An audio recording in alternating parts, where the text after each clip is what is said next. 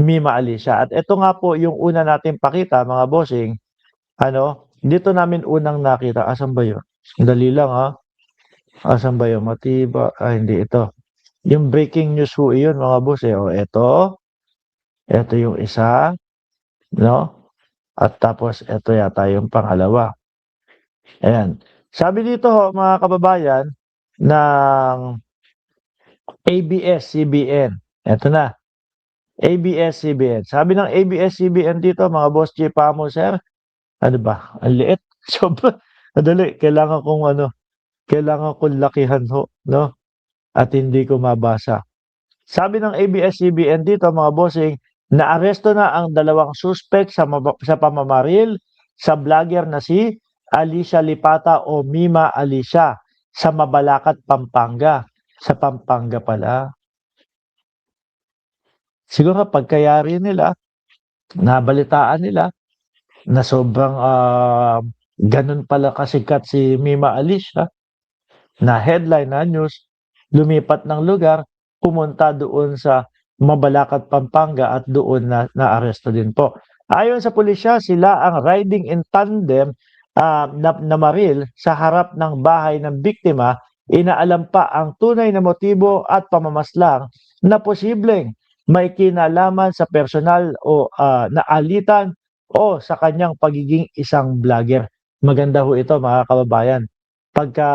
Siguro mamaya lang po, i-interviewin na, aalamin na, no? At makapaglalabas na ng panibagong update ang ating mga kapulisan. Ito po yung isa pang balita ho dyan, mga bossing. Nasaan ba yun? Ito. Ito ba yun? Game. Also known as Lima. Ayan. Also known as Lima. So we have taken into custody Ayun. alias MS, who is the gunman, and alias JA, the driver. So cases that will be filed will be murder and of course violation of Section 38, 10591, as well as violation of RA 9516, which is explosive. So medyo putol po, pero ipapakita ko sa inyo mismo, mga kababayan, yung mismong mugshot nila. Although naka-blurred pa din po, pero maaaninagan pa din natin, no? Maaaninagan pa din natin yung kanilang itsura ho dito, mga bossing. Ayan, liliitan ko yung sarili ko. Lakihan natin sila, no? Ayan. 58 anyos na yung isa. Ayan, mga bossing. Oh. Ayan, malaki. Di ba? Updates on shooting incident in Caloocan City involving vlogger victim. Suspect currently in the area of Mabalacat, Pampanga. Yung isa, aka MS, aka MS. Lalaki, 58 years old o male, 58 years old, taga Caloocan City. No? Sino dito yun? Kasi 58 years old, wala namang height. Tapos yung isa naman, aka JA, no? Male, 48 years old, taga Cavite naman. Driver case filed. Ang mga kaso, murder, violation of Section 28 RA 10591, violation of RA 9516, recovered from the session. Butik may granada pa. Oh. Meron pang granada. Recovered from the possession, 2 hand grenade, 2 kalibre 45 at 2 9mm ho, mga kababayan. Yung mga nakuha sa kanila. Talagang sanay itong mga ito, mga bossing. At tingin ko, para ang isang tao, mga kababayan, ay makapag-hide ng mga ganyang klase ng mga ganyang klaseng tao, bigatin, malamang ho yun. Di ba?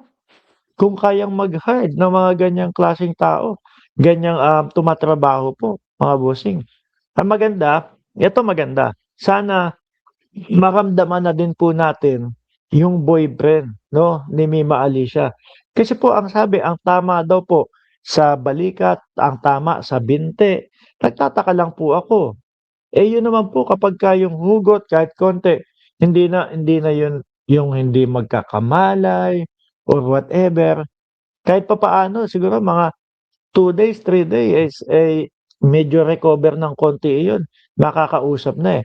At maituturo niya, 'no, itong mga ito at kung ano yung motibo at pakay nung mga ito. Pero tingin ko ho mamaya lang siyempre dahil hawak na nila yang mga yan, hawak na ng kapulisan, eh, matatanong na nila, maiimbestigahan na po yan. Sabi ni Ma'am Remy Rivera, siguro yan ang kanilang ikinabubuhay, ang tumegi o pumatay sa kapwa-tao. Tingin ko po, yan po talaga. Biruin mo ano ang nakuha sa kanila? Grabe, granada, pampasabog, tapos kalibre 45 at tapos 9 mm. O, di ho ba, mga kababayan? Maganda maimbestigahan at kung sino yung nag-utos dito sa mga ito. Ano po, kasi hindi naman po tayo puwedeng, tumigil lang diyan, eh. Oh, hanggang dito na lang, okey na, nahuli na yung mga, hinhired para siya ay, para tapusin ang kanyang buhay. Hindi ho.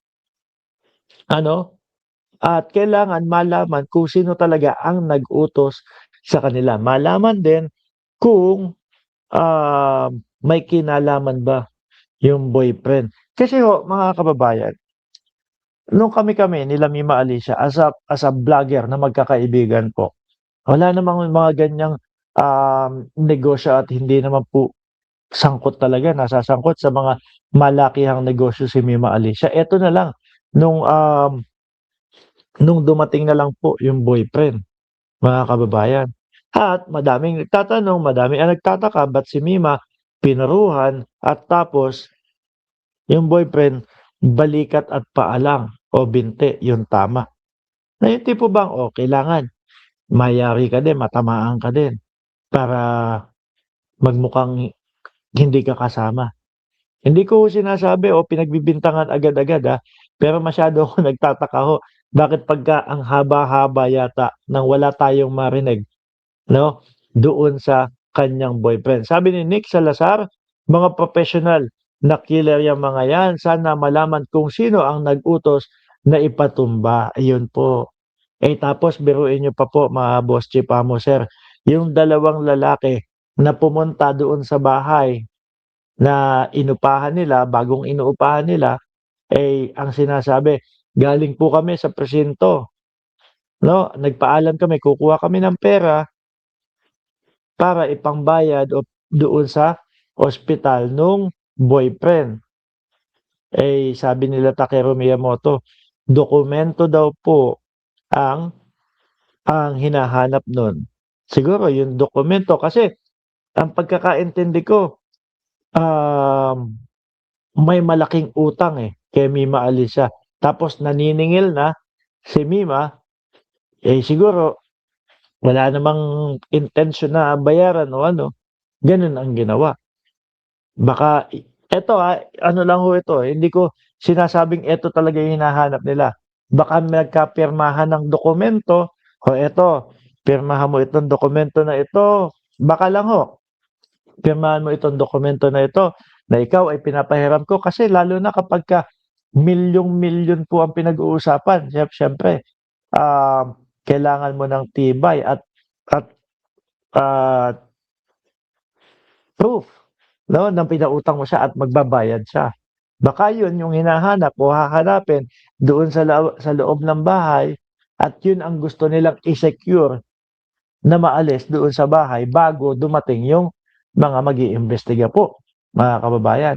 Ito po naisip ko lang base po doon sa pagkukuwento nila Takeru Miyamoto, tungkol po doon sa dalawang lalaking gustong pumasok sa bahay. Sabi ni Asab Annihilation, kahina-hinala din yung dalawang tao na pumunta doon sa bahay, sir. Yes, opo, lahat po yan, mga kababayan. At hindi po natin pwedeng alisin si Dado. Ano? Oo, Mark, si Dado na naman. Oo, kahit na pagkaliit-liit ng tsansa na na political o si Dado, yung mga pagsasalita po kasi ni Dado, nasisilaban daw yung mga vlogger na sumusuporta kay Bongbong Marcos, dun po natin kinukuha yun. Baka tinotoo, 'di ho ba? Sabi ni Amancio Mengulio, malamang Boss Mark, meron yan, nag-utos diyan sa dalawa na yan. Yun ang maganda. Maikanta nila yun. Malaman kung sino talaga. Ano po? Malaman kung ah, bakit ginanon si Mima Alicia po, mga bossing. Grabe. Sobra ho, mga kababayan, ang ginawa. Hi, anong araw ba ngayon? Huwebes? Ngayong araw po ba o kahapon pa? Tingin ko ngayong araw, lilipat na sa kanilang probinsya, iuwi na sa kanilang probinsya si Mima Alicia po. At ayun, sabi nga, isla, malamang isakay pa ang kanyang ano, ang kanyang labi, isakay sa bangka, patawid doon sa kanilang isla. Kasi po mga bossing, bakit ko nasabi yun? Si Alicia, kapagka kunyari meron pong mga unity team, yung mga campaign rally. Pagka pupunta yan ng Maynila, makikita ko, ano minsan kausap ko sa bangka, nagbabangka, tumatawid po papunta doon sa kabila para lang makaalis doon sa bahay nila. Di ba, mga bossing? Yun yung nakikita ko. So, malamang posible na ganun po yung pagtatawid doon sa labi ni Mima Alicia. Sabi ni Kian Rock, INC daw yung BF niya ngayon. Nabanggit na din ni Takeru Miyamoto na merong mga ganyang nagsasabi pero wala daw kinalaman talaga yun. No? Mas malaki yung sinasabi na doon sa napasukang negosyo at yung malaking pagkakautang ho, mga bossing.